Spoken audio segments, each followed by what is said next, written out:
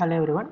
In the last video, we have seen the source-free series RLC circuit, and there we have derived the equations for the current in the different cases, like in critically damped case, and the underdamped case, and the overdamped case.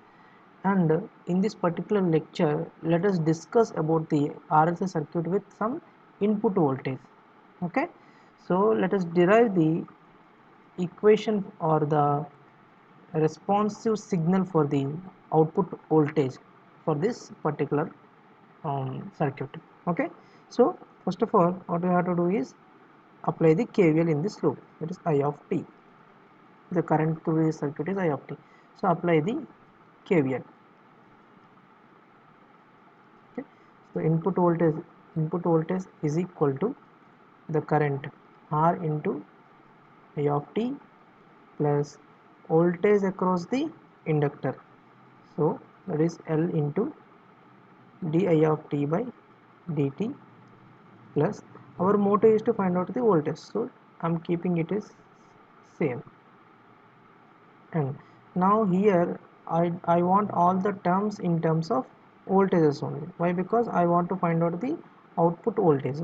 So we know that, so we need to change the other variable. There is here we have the extra variable is current, so we need to change the current variable in terms of voltages. So we have the equation of the current through capacitor, that is IC is equal to C into dVc of t by dt. Okay, here dVc is nothing but our output voltage is equal to capacitor voltage. So substitute this current value is nothing but I of t. So IC of t is equal to I of t. So substitute I of t is equal to this result, this one. So now input voltage is equal to R into C dVc of t by dt plus L into, so C is a constant, so I am applying d by dt. Again we have the derivative C into dV of t by dt. Okay, so this is a capacitor voltage or output voltage, both are same in this case. So input voltage is equal to RC into dVc of t by dt plus L into, so here d by dt, so C is a constant. Why? Because we are differentiating with respect to time, so C is constant. Here we will get t square by dt square into V of t plus V of t. Okay, now we got the differential equation in terms of voltage V. So here voltage is the variable. Now apply the Laplace. Okay, so that means converting into the S domain. So then we will get V in is equal to RC into S into V of S plus LC into S square into V of S plus V of S. Okay, so here one assumption is I am considering here initial conditions are 0.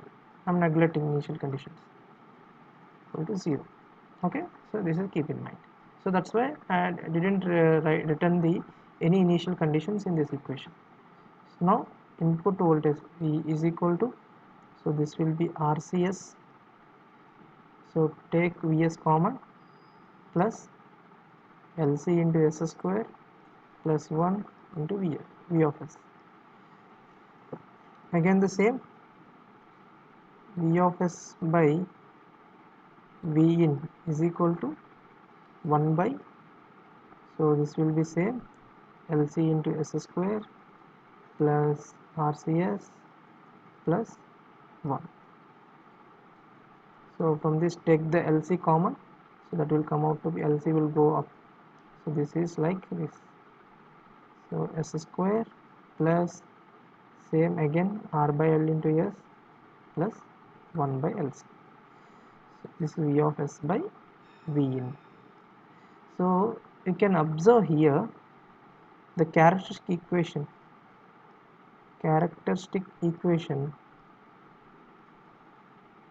is S square plus R by L into S plus 1 by LC.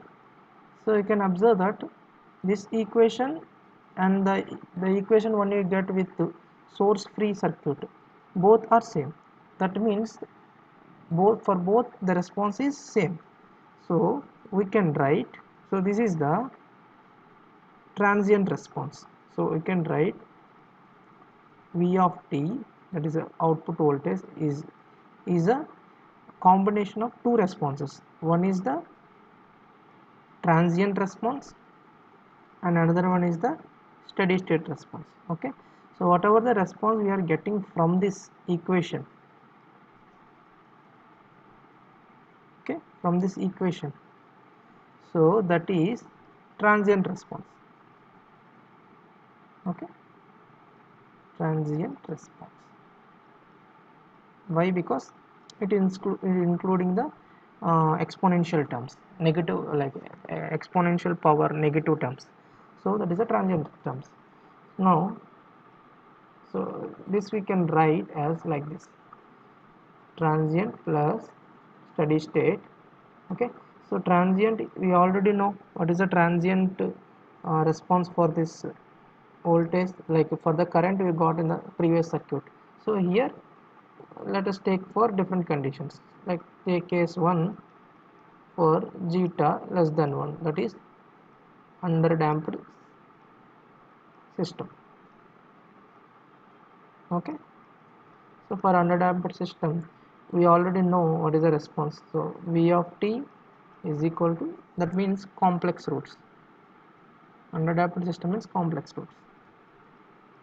So e power of minus alpha t, same thing you will get here also, a1 cos omega dt plus a2 sin omega dt plus steady state response. Okay, so our main motto is to find out the steady state response. At steady state,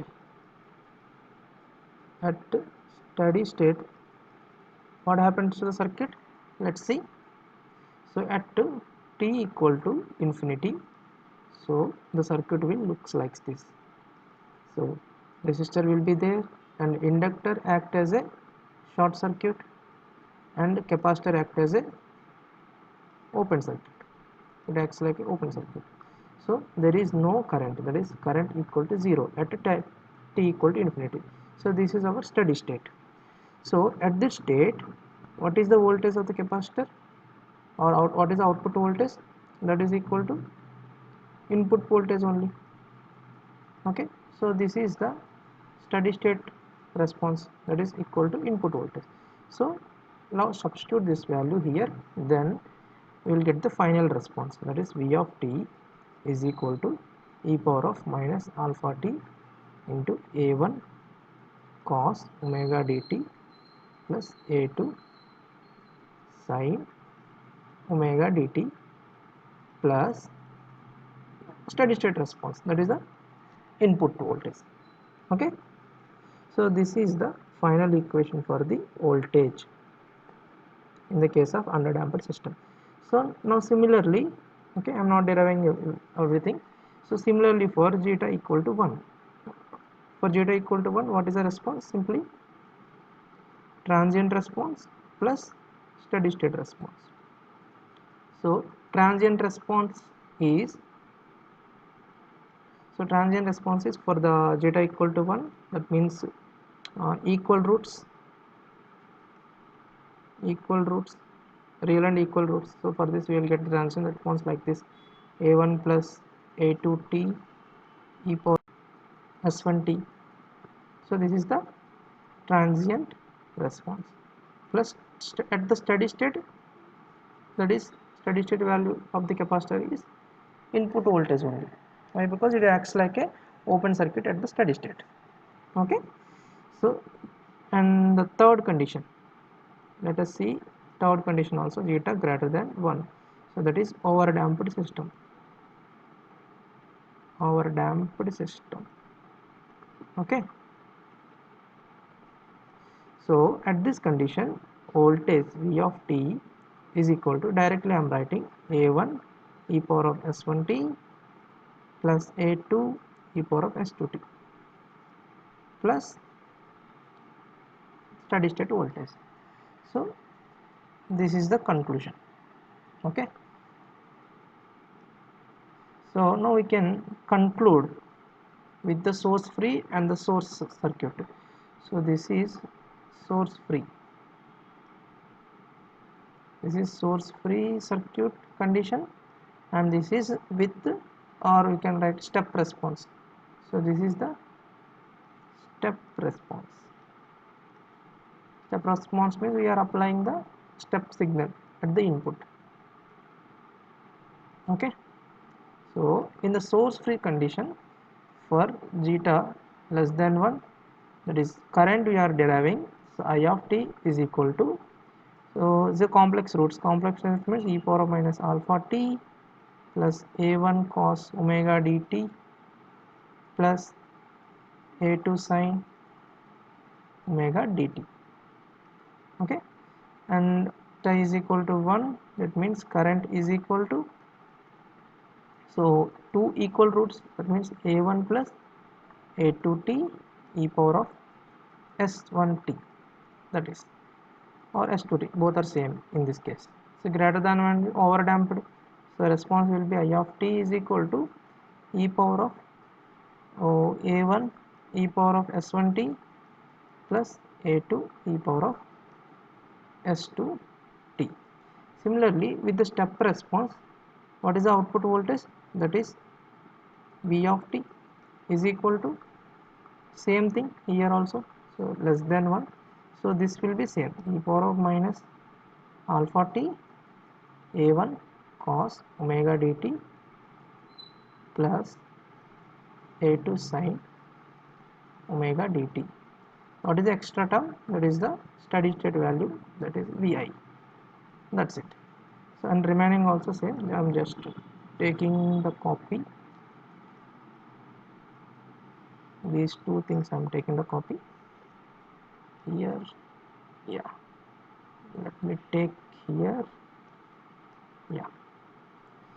So same thing. Just need to do some small changes. Okay. I am not changing anything.